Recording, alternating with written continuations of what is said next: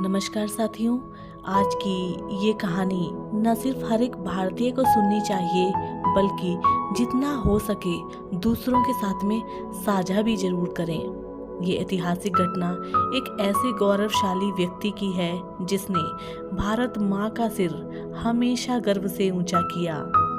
ये घटना है उस समय की जब भारत में ब्रिटिश साम्राज्य था, कोर्ट लगी हुई थी और चारों तरफ अंग्रेज वकील और अफसर खड़े थे।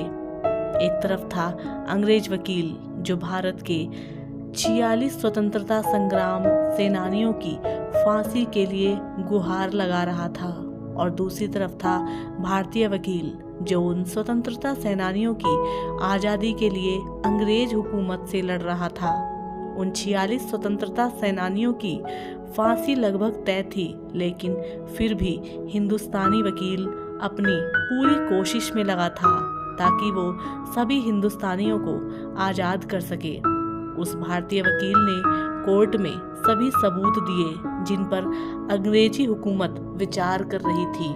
वो हिंदुस्तानी वकील कोर्ट में तर्क पर तर्क किए जा रहे थे कि तभी एक आदमी आया और उसने भारत मूल के वकील को एक छोटा सा पर्चा दिया।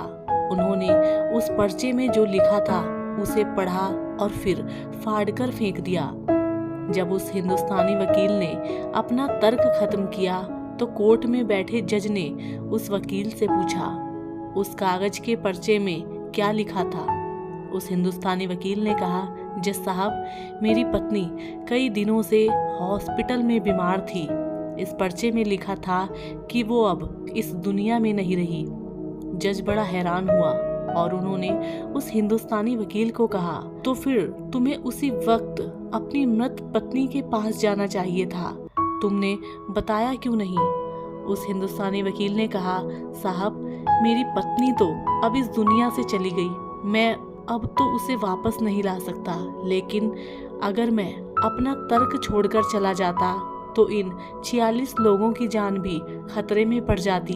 ये बेकसूर है और इन्हें फांसी बिल्कुल भी नहीं होनी चाहिए। कुछ देर बाद जज ने हिंदुस्तानी और अंग्रेज वकील के तर्कों का अध्ययन किया और ये निष्कर्ष निकाला कि वो 46 स्वतंत्रता सेनानी बिल्कुल बेकसूर हैं। अतः उनकी फांसी रोक दी गई और यह मुमकिन हो पाया उस बुद्धिमान और विवेकशील वकील की वजह से।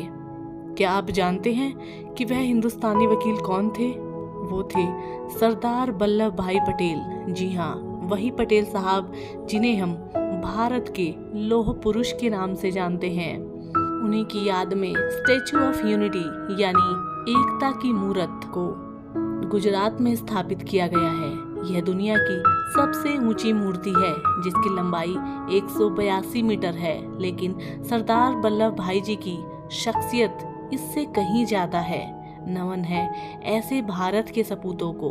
तो साथियों, हम उम्मीद करते हैं कि आज की ये कहानी आपको पसंद आई होगी। अगर इसी तरीके की देशभक्ति या पौराणिक कथाएं आप देखना और सुनना पसंद करते हैं तो आप हमारे चैनल को सब्सक्राइब कीजिए, हमारी वीडियो को अपने मित्रों और परिवारजनों के साथ में साझा कीजिएगा।